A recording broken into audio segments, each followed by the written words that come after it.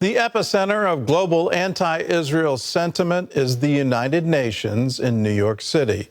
A new book called In the Lion's Den explains why the UN spends more time condemning Israel than any other nation, and how one Israeli diplomat faced off against this anti-Semitic fury. Chris Mitchell has more. For 5 turbulent years, Danon served as Israel's ambassador to the UN. While representing the Jewish state, he confronted anti-Zionism and defended Israel against charges of apartheid and racism. Danon also found allies in those diplomatic battles, like former U.S. UN Ambassador Nikki Haley. His new book, In the Lion's Den, Israel and the World, Danon takes readers behind the scenes and onto the front lines of his UN tenure.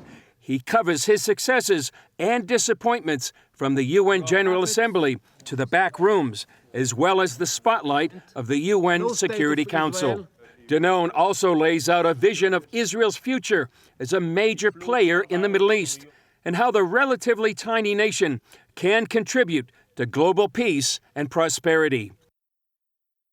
Well, former Israeli UN Ambassador Danny Danon joins us now from Jerusalem. So welcome to the 700 Club, Ambassador. Thank you for having me, Gordon.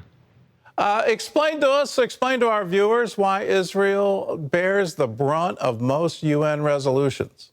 Unfortunately, in the UN, instead of dealing with the real atrocities all around the world, they focus on Israel. I think it's pure anti-Semitism.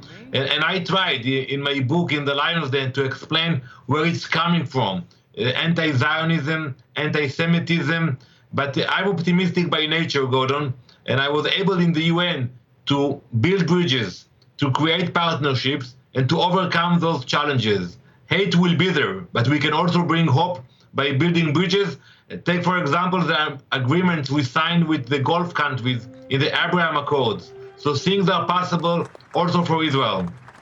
Well, during your time there, you also had an ally in this bridge building. It was former U.S. Ambassador to the UN, Nikki Haley, who also wrote the foreword to your new book. How much was that a help, and how much did that change the game, if you will, when she arrived at the UN in 2017? Ambassador Haley is a great friend of Israel, and we are grateful for her support and love for the people of Israel.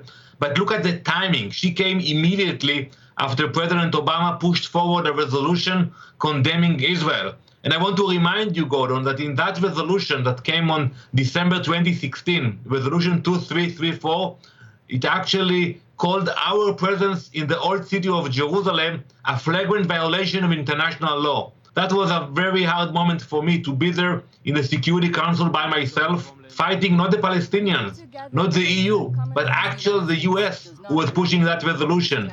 So Ambassador Haley came immediately after that, and together with President Trump, they changed a lot at the UN. We are grateful for moving the embassy to Jerusalem, for pulling out from the Iran deal, a recognition of the Golan Heights, and many more great initiatives. We worked on them together.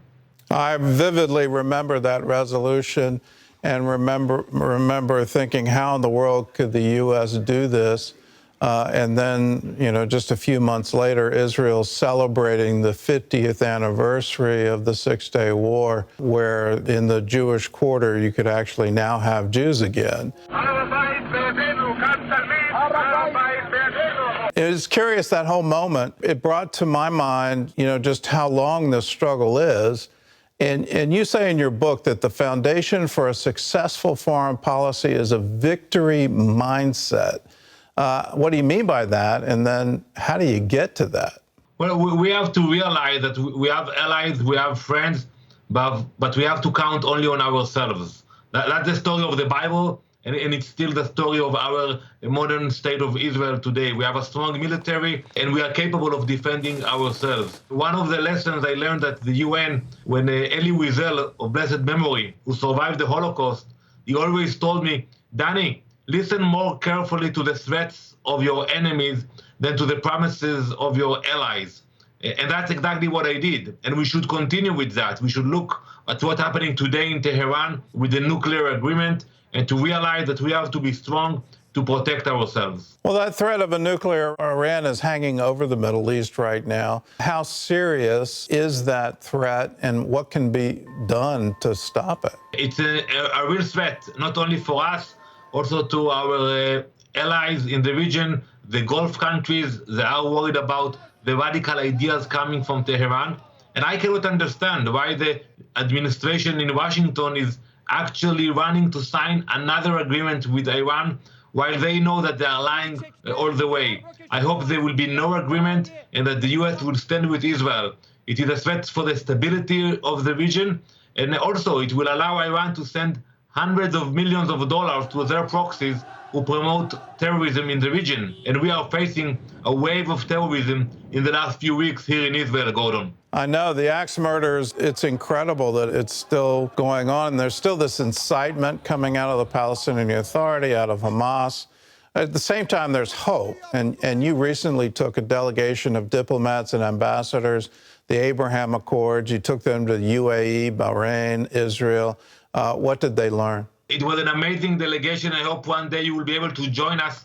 And actually, you know, people usually speak about the Middle East when there is tension or problems. But the delegates who came with me to the region, they saw prosperity, cooperation, and actually that we can use the cooperation to support other developing countries around the world. So I'm excited. There's a lot of excitement about the peace treaties, about the Abraham Accords, and I hope that we will have more countries like Saudi Arabia that will join the peace agreements, and we can bring more stability to the region. Well, Ambassador, one of the things I love about your book, In the Lion's Den, is you not only lay out a vision for Israel's future, you also tell and frankly teach supporters of Israel how to do this, how to support Israel during these turbulent times.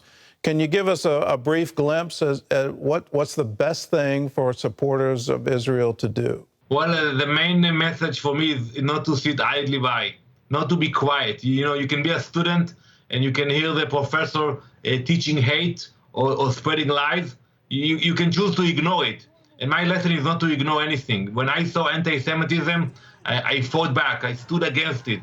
That's my lesson for the new generation. And I think that's the way to prevail, is not to be quiet. Sometimes it's people think that it's easier just to move on. It's a mistake. It will come back to you. And I think, you know, when I tell all those stories behind the scene at the UN, how I dealt with leaders, with the EU, with Erdogan from Turkey, with the Iranians, I think it's interesting not only for the future diplomats, but for anyone who wants to be an activist. Well, I love the book. I encourage everyone to get it. If you're a supporter of Israel, this will help you. It will help you not only stand up to anti-Semitism, stand up to BDS, it will also help you declare the good things that are coming out of Israel today. So it's called In the Lion's Den, Israel and the World. It's available wherever books are sold. And Ambassador Danon, thank you so much for being with us. Thank you very much.